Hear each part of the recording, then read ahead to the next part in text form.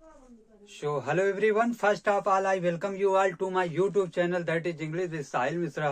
तो आज हमारी ट्रांसलेशन की क्लास है और ट्रांसलेशन में आज हम पास्ट कॉन्टिन्यूअस टेंस करेंगे। इसके पहले हमने प्रेजेंट कॉन्टिन्यूअस टेंस किया था, आज पास्ट कॉन्टिन्यूअस टेंस की बारी है। तो पास्ट कॉन्टिन्यूअस टेंस में यानी बीते हुए समय में कार्य का जारी रहना पाया जाता है। कार्य के जारी रहने का समय नहीं दिया गया होता। जो इस तरह के हिंदी के वाक्य होते हैं उनके लास्ट में रहा था, रही थी, रहे थे, इस तरीके के शब्द आते हैं। अगर इसके हेल्पिंग वर्ब की बात करें तो जो पास्ट कॉन्टिन्यूअस की हेल्पिंग वर्ब होती हैं वो होती हैं वाज और वर। वाज और वर जो हमारे सिंगुलर सब्जेक्ट होते हैं। सिंगुलर सब्जेक्ट यानी ही, सी, इट हो गया या किसी का नाम हो गया, तो इसके साथ हम वाज का यूज करते हैं। और पास्ट कॉन्टिन्यूअस टेंस में आई के साथ भी वाज का यूज किया जाता है, ठीक है। और जो हमारे प्लूरल सब्जेक्ट होते हैं जैसे यू हो गया, वी हो गया, दे हो गया, या और भी जो प्लूरल सब्जेक्ट हैं तो उनके साथ हम वर का यूज करते हैं, ठीक है। तो इसके अफर्मेटिव सेंटेंस की बात कर लेते हैं। मान लीजिए अफर्मेटिव का कोई एग्जाम्पल है, जैसे राधा अपना पाठ याद कर रही थी। राधा अपना पाठ याद कर रही थी, ठीक है। तो सबसे पहले टेंस की पहचान करेंगे, बनाएंगे जब, तो यहाँ पीछे से पता चलता है रही थी लगा यानी पास्ट कॉन्टिन्यूअस टेंस है। तो पास्ट कॉन्टिन्यूअस का वाज या वर हेल्पिंग वर्ब होता है और मेन वर्ब में आईएनजी लगाते हैं। किसी का भी कॉन्टिन्यूअस हो मेन वर्ब का आईएनजी फॉर्म यूज किया जाता है। तो सबसे पहले सब्जेक्ट आएगा यानी राधा।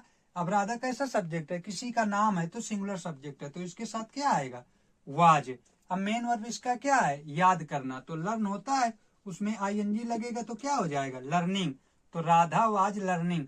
अब राधा के हिसाब से अपने की अंग्रेजी क्या होती है, हर। राधा वाज लर्निंग हर, और पाठ के लिए लेसन, इस तरीके से बन जाएगा, ठीक है। जैसे मैं तुम्हें अंग्रेजी पढ़ा रहा हूं। मैं तुम्हें अंग्रेजी पढ़ा रहा हूं से पता चला कि पास्ट कॉन्टिन्यूअस है। सबसे पहले सब्जेक्ट आएगा आई, आई के साथ भी इसमें क्या लगेगा, वाज। अब मेन वर्ब क्या है, पढ़ाना यानी टीच, तो टीच का आईएनजी फॉर्म क्या हो जाएगा, टीचिंग, क्या, English. I am teaching you English, इस तरीके से, ठीक है।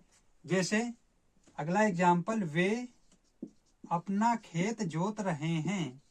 वे अपना खेत जोत रहे हैं, ठीक है। तो सबसे पहले सब्जेक्ट क्या है, दे। अब दे कैसा सब्जेक्ट है, प्लूरल, तो उसके साथ क्या आएगा, वर। अब मेन वर्ब क्या है, जोतना, तो प्लाउ, उसका आईएनजी फॉर्म लगेगा, प्लॉइंग। They were ploughing. अब दे के अकॉर्डिंग अपने की अंग्रेजी क्या होगी, जिस तरीके से दे नॉमिनेटिव केस में है, इसका पजेसिव क्या होता है, दियर। तो they were ploughing their a field, FIELD, इस तरीके से। अगर अपने खेतों को होता तो दियर फील्ड्स होता, ठीक है। अब इसके निगेटिव सेंटेंस की बात कर लेते हैं। तो जब भी पास्ट कॉन्टिन्यूअस का निगेटिव सेंटेंस आएगा तो नहीं या फिर कभी नहीं जैसे शब्दों का यूज किया गया होगा।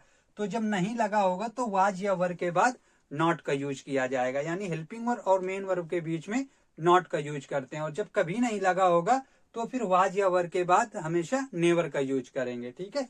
जैसे यहाँ होता राधा अपना पाठ याद नहीं कर रही है, मान लीजिए इस तरीके से होता, तो फिर राधा वाज और वाज के बाद यहाँ क्या लग जाता, not. Radha was not learning her lesson. इसी तरीके से जैसे यहाँ होता मैं तुम्हें अंग्रेजी नहीं पढ़ा रहा हूं, मान लीजिए यहाँ नहीं लगा होता, ठीक है। तो फिर यहाँ रहा था है, ठीक है, पास्ट कॉन्टिन्यूअस है ना, तो रहा था आएगा। तो मैं तुम्हें अंग्रेजी नहीं पढ़ा रहा था, तो आई वाज और वाज के बाद क्या लग जाएगा यहाँ पे, not. I was not teaching you English, ठीक है। यहाँ पर भी थे लगेगा, ठीक है, क्योंकि पास्ट कॉन्टिन्यूअस है ना। तो वे अपना खेत नहीं जोत रहे थे, मान लीजिए ऐसा होता, तब क्या बनाते, they were not ploughing their field, यानी जब निगेटिव होगा तो वाज या वर के बाद नॉट लगा देंगे, ठीक है। चलिए अब इसके इंट्रोगेटिव की बात कर लेते हैं। जब पास्ट कॉन्टिन्यूअस का इंट्रोगेटिव होगा तो इंट्रोगेटिव दो तरह के होते हैं। एक होते हैं जिनकी शुरुआत हिंदी में क्या शब्द से होती है, और एक होते हैं जिनमें हिंदी में कोई प्रश्नवाचक शब्द कब, कहाँ, क्यों, कैसे, क्या वाक्य के बीच में आते हैं। तो पहले टाइप की बात कर लेते हैं, ठीक है। टाइप फर्स्ट यानी जब क्या शब्द से शुरुआत होती है, जैसे क्या ये लड़कियां एक गीत गा रही थी, एक गीत गा रही थी। ठीक है, सबसे पहले टेंस की पहचान करेंगे। रही थे से पता चल रहा है पास्ट कॉन्टिन्यूअस से क्या शब्द सबसे पहले आया है, तो हेल्पिंग वर्ब का यूज सबसे पहले करेंगे। तो चूंकि यहाँ पे ये लड़कियां कैसा सब्जेक्ट है, प्लूरल, तो इसके अकॉर्डिंग क्या आएगा, वर। अब ये लड़कियां यानी दीज गर्ल्स। ठीक है, अब हेल्पिंग वर्ब चूंकि पहले ही लग गई है तो अब मेन वर्ब का आईएनजी फॉर्म आएगा। मेन वर्ब क्या है, गाना, तो सिंग का आईएनजी फॉर्म क्या हो जाएगा, सिंगिंग। तो वर दीज गर्ल्स सिंगिंग। अब एक गीत, ए सॉन्ग, और लास्ट में क्वेश्चन मार्क लगा देंगे। ठीक है, हिंदी के वाक्य और इंग्लिश के सेंटेंस दोनों के लास्ट में क्वेश्चन मार्क लगाया जाता है। ठीक है, अगला एग्जाम्पल देखो, जैसे क्या माता जी रामायण नहीं पढ़ रही थी, नहीं पढ़ रही थी, इस तरीके से मान लीजिए। ठीक है, अब ये इंट्रोगेटिव के साथ साथ निगेटिव भी है। ठीक है, तो इसको भी देख लेते हैं। सबसे पहले क्या शब्द आया है, तो हेल्पिंग वर्ब सबसे पहले आएगी, तो माता जी सिंगुलर सब्जेक्ट है इसलिए क्या लगेगा, वाज, वाज दी मदर। ठीक है, अब जब कभी इंट्रोगेटिव के साथ निगेटिव हो तो सब्जेक्ट के बाद नॉट लगाते हैं, तो वाज दी मदर नॉट। अब मेन वर्ब क्या है, पढ़ना, तो रीड का आईएनजी फॉर्म क्या हो जाएगा, रीडिंग। अब क्या रामायण, रामायण प्रॉपर नाउन है, उसके पहले दा लगाएंगे, was the mother not reading the Ramayana. वैसे जनरली प्रॉपर नाउन के पहले दा का यूज नहीं करते हैं, लेकिन कुछ विशेष कंडीशन होती है जहां पर हम प्रॉपर नाउन के पहले दा का यूज करते हैं। ठीक है, ये एक रिलीजियस बुक है रामायण, इसीलिए उसके पहले दा का यूज किया गया है। ठीक है, चलिए अब सेकंड टाइप की बात कर लेते हैं। सेकंड टाइप में है जब कोई प्रश्नवाचक शब्द सेंटेंस के बीच में आता है। ठीक है, जैसे अगला एग्जांपल है, लड़के कक्षा में शोर क्यों मचा रहे थे, शोर क्यों मचा रहे थे। ठीक है, तो सबसे पहले WH वर्ड की अंग्रेजी लिखी जाती है, क्यों, इसकी वाई। अब हेल्पिंग वर्ब आएगी तो हेल्पिंग वर्ब अपने सब्जेक्ट के अकॉर्डिंग, सब्जेक्ट प्लूरल है तो क्या आएगा, वर, तो वाई वर। अब सब्जेक्ट आएगा, वाई वर द बॉयज। अब मेन वर्ब आएगी, मेन वर्ब क्या है, शोर मचाना। ठीक है, तो making a noise, making a noise, तो why were the boys making a noise. अब कहां पर, कक्षा में, तो in the class, why were the boys making a noise in the class. ठीक है, चलिए आगे देख लो। अब देख लेते हैं जब कभी प्रश्नवाचक शब्द कौन कर्ता का कार्य कर रहा हो। ठीक है, तो जब उसे बनाते हैं तो सबसे पहले कौन शब्द की अंग्रेजी, फिर वाज या वर्ब, फिर मेन वर्ब का आईएनजी फॉर्म आता है। ठीक है, जैसे मान लीजिए एग्जाम्पल है, कमरे में कौन रो रहा था, कौन रो रहा था। ठीक है, तो यहाँ पे ये हु ही सब्जेक्ट का कार्य कर रहा है, तो सबसे पहले इसकी अंग्रेजी आएगी। अब इसके बाद हेल्पिंग वर्ब, हु वाज। अब मेन वर्ब का आईएनजी फॉर्म, मेन वर्ब क्या है, रोना, तो उसका आईएनजी फॉर्म क्या होगा, वीपिंग, तो हु वाज वीपिंग। अब कहां पर, कमरे में, तो इन द रूम।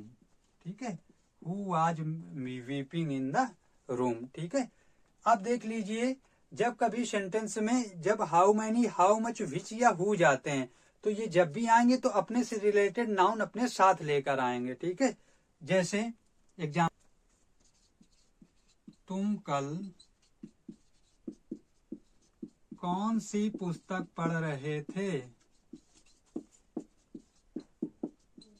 देखिए, तो यहाँ पे ये कौन सी के लिए कौन सी, कौन सा, कौन से के लिए क्या यूज करते हैं, विच।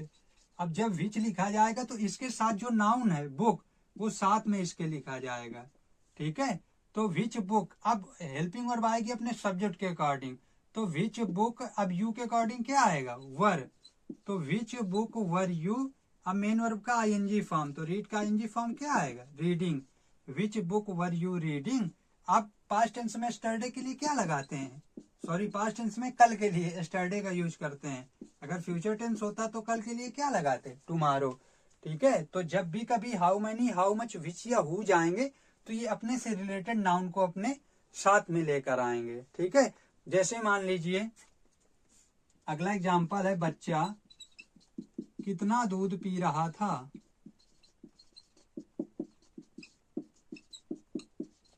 अब यहाँ कितना आया है, ठीक है। तो जब मैंने कहा था अगर काउंटेबल नाउन हो तो हाउ मैनी लगाते हैं, अगर अनकाउंटेबल हो तो हाउ मच लगाते हैं। तो मिल्क हमारा कैसा है, अनकाउंटेबल, तो क्या लगेगा, हाउ मच है। अब इसके साथ इससे रिलेटेड जो नाउन है वो इसके साथ में आएगा, तो हाउ मच मिल्क। अब बच्चे के हिसाब से हेल्पिंग वर्ब क्या आएगी, was. How much milk was the child. अब मेन वर्ब का आईएनजी फॉर्म, मेन वर्ब पीना है तो उसका आईएनजी फॉर्म क्या हो जाएगा, ड्रिंकिंग। तो how much milk was the child drinking, ठीक है। तो इस तरीके से आज हमने पास्ट कॉन्टिन्यूअस टेंस को फिनिश किया। आगे हमारे फ्यूचर कॉन्टिन्यूअस की क्लास होगी। अगर क्लास अच्छी लगी हो तो क्लास को लाइक कर देना और चैनल को सब्सक्राइब भी कर लें, ठीक है। बहुत सारे लोग वीडियो देखते हैं लेकिन चैनल को सब्सक्राइब नहीं करते। अगर वीडियो अच्छा लगा करे तो वीडियो चैनल को भी सब्सक्राइब किया करें और साथ ही चैनल को शेयर भी करें, ठीक है, अपने फ्रेंड्स के साथ, ताकि और लोग इससे जुड़ सकें, ठीक है। तो मिलते हैं फिर एक नई क्लास के साथ। Thanks for watching.